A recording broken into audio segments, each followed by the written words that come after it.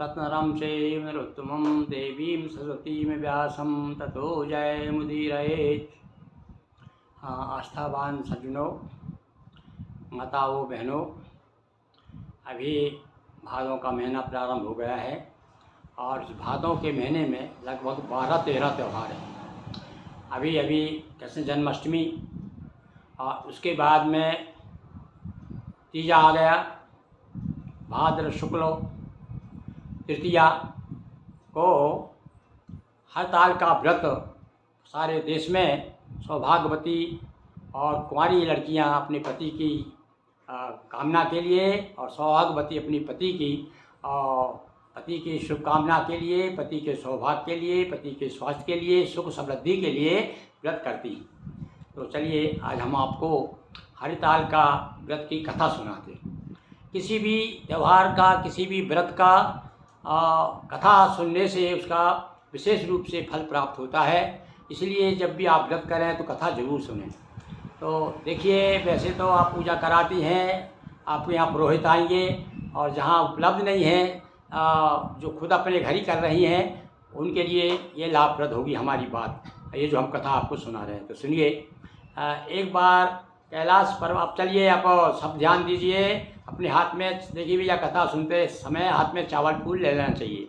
यदि आप कथा सुन रही हैं तो अपने हाथ में चावल फूल ले लीजिए और भगवान आपके सामने हड़ताल का व्रत आप कर रही हैं। तो आपको मालूम है कि इस दिन जो है, पहली बात तो ये कि पूरे 24 घंटे आपको निराहार रहना है और साथ साथ में यहाँ तक कि लोग जल भी नहीं पीते।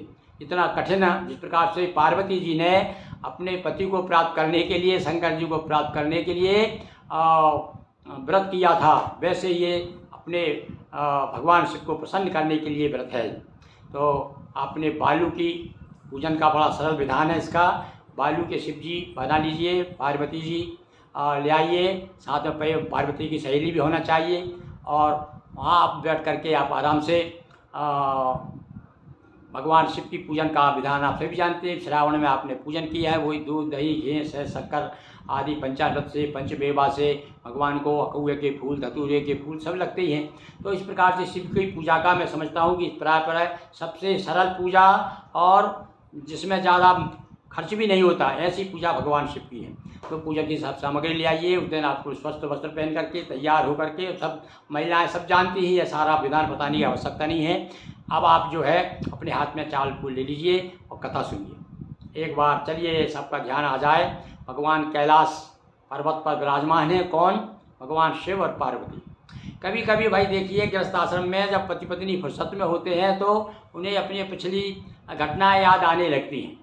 तो स्वाभाविक रूप से मन में आया पार्वती जी के कि अरे पति महाराज, मैं कभी कभी अपने भाग की बड़ी सराहना करती हूँ, अपने आप को बड़ी भाग्यशाली मानती हूँ कि आप जैसे मुझे पति प्राप्त हुए, और ज़रूर मैंने कोई ना कोई तो पुण्य किया है पहले जन्म में। कई बार हम कहते हैं ना भाई, अरे देखो आप कितना अच्छा पुण्य किया हमने, जैसे आप जैसे मुझे प्राप्त हो गए। तो इसी प्रकार से पार्वती कह रही हैं कि महाराज, आप जैसे पति मुझे प्राप्त हुए, ये मेरा बड़ा भाग्य है, ऐसा मैंने कौन सा पुण्य किया है। तब भगवान शिव भी मस्त अपनी मस्ती में थे। कभी कभी पति पत्नी बड़े मूड में रहते हैं, तो भगवान शिव कह रहा है, पार्वती सुनो, तुम तो भैया, तुमको शायद नहीं मालूम, पूर्व जन्म में तुम कौन थी मालूम है? पूर्व जन्म में तुम तो भैया राजा की लड़की थी, पूर्व जन्म में भी राजा दक्ष की, और वहाँ पर तुमने मरते समय यही वर मांगा था कि मैं आप जन्म जन्म लगी अगर हमारी वरों शंभु न तू रहो कुंवारी। तो मुझे आप चाहने के लिए तो आपने अपना देह त्याग दिया था, पर आपको नहीं मालूम आपका दूसरा जन्म कहाँ हुआ। वो कथा मैं आपको बताता हूँ।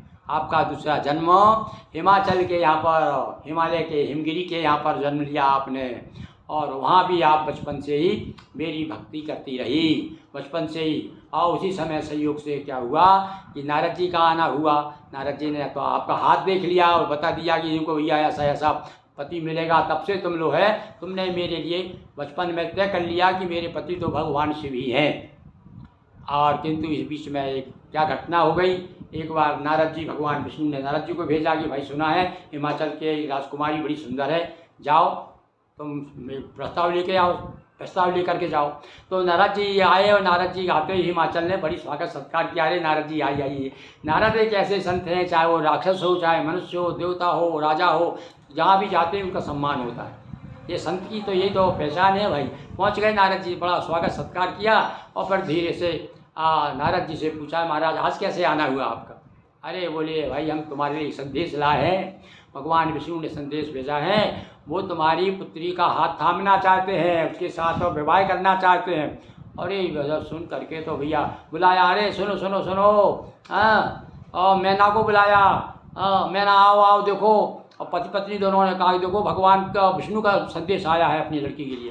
भाई देखो जिसके घर में जवान लड़की हो और यदि कोई अच्छा वर्ग की सूचना आ जाती हो तो सब लोग पुलकित हो जाते हैं। दोनों पति पत्नी बड़े प्रसन्न हुए।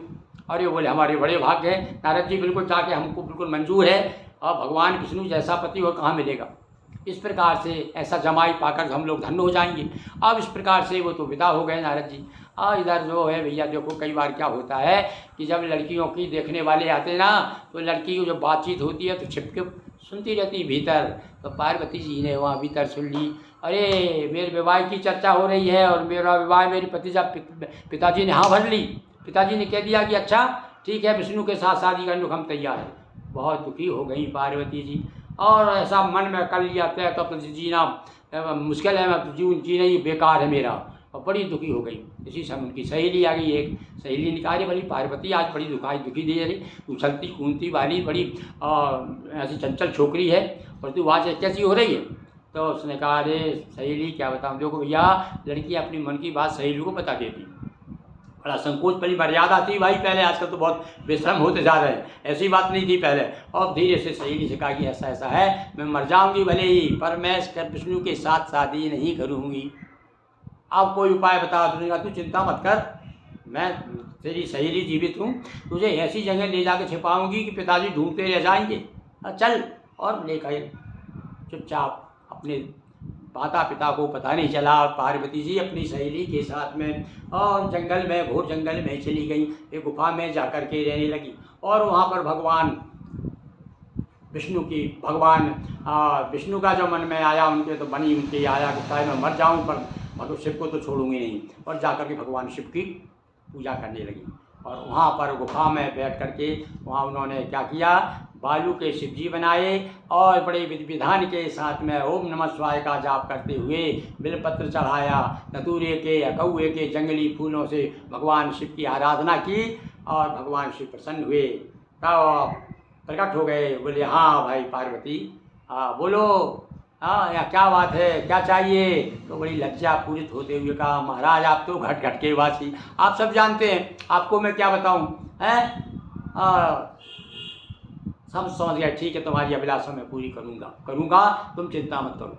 अरे ऐसा कह के भगवान तो चले गए।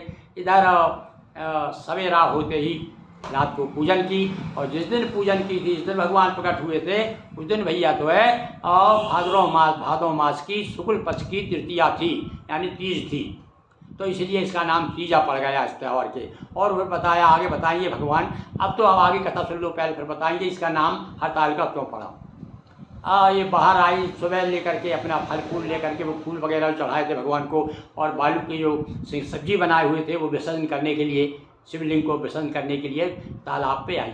और इधर तो भैया ढिंडोरा पड़ रहा था, जिस दिन से पार्वती गई थी उसी दिन से माता जी बेहोश थी, और सारे लोग नौकर चाकर ढूंढ रहे थे कहाँ चली गई हमारी लड़की, कहाँ भाग गई और क्या हो गया। वो जंगल में इधर उधर ढूंढ रहे हैं। और सहयोग देखिए कि इधर तो गुफा में से पार्वती जी का आना हुआ, और उधर से और पिताजी भी अपने कुछ साथियों के साथ में, वजीरों के साथ में ढूंढते ढूंढते आ गए। और अरे अरे आ गई पार्वती मिल गई।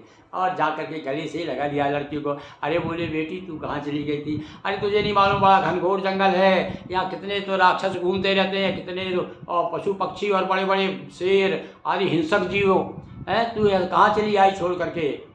उसने कहा हाँ पिताजी मैं अब तो नहीं जाऊँगी घर, मैं इसलिए आई जंगल खा जाए मुझे कोई जंगली, पर मैं विष्णु के साथ तो शादी नहीं करूँगी। और भैया देखो कन्या बेटी जब जिद पड़ जाती है तो बाप महतारी को, आज भी वही बात है, आज भी जिद पड़ जाती तो मानना पड़ता है। तो आखिरी में ये भूल गए कि मैंने वचन दिया है नारद जी को, और कहा बेटी तू अब चिंता मत कर, घर चल, तेरी जो इच्छा है उसी के साथ तेरी शादी करेंगे। ऐसा मना मनु करके, और हे पार्वती, शंकर जी कह रहे हैं तुझे तेरे पिताजी ले गए और वहाँ आने के बाद में मेरे पास संदेश भेजा। मैं तो चाहता था, मैंने तुझे वरदान दे दिया था, मैं बारात लेकर के आया और उसके बाद आगे की बात तुझे सब मालूम है। और इस प्रकार से और ये तीजा का व्रत तूने किया था। उस दिन भादो मास की शुक्ल पक्ष की तृतीया थी। और चूंकि इसका नाम व्रत हरतालिका क्यों पड़ा, क्योंकि तेरी सहेली ने तेरा हरण करके ले गई थी, इसलिए इस व्रत का नाम हरतालिका व्रत पड़ा है। जो व्रत जो भी सौभाग्यवती नारियां करेंगी उसका सौभाग्य अटल रहेगा। और साथ साथ में यदि कुंवारी लड़कियां जो अपनी चाहती हैं कि उनकी अच्छा फल प्राप्त हो, अच्छा घर प्राप्त हो, और वे भी इस हरतालिका का व्रत करेंगी, तो निश्चित रूप से भगवान शिव और पार्वती की उनके ऊपर बहुत बहुत कृपा होगी। बोलिए उमापति महादेव की जय। ऐसा भैया यह हरतालिका का व्रत है। और ये कथा आपको अच्छी लगी होगी निश्चित रूप से। भगवान शिव की पार्वती की कथा है। तो आप तो अब आपसे गुजारिश है कि आप ज़रूर इसको फॉलो करें, आगे अपने मित्रों तक पहुंचाएं। और पहली बार यदि देख रहे हैं तो थोड़ी कंजूसी मत करिए, थोड़ा सा इस प्रकार से। और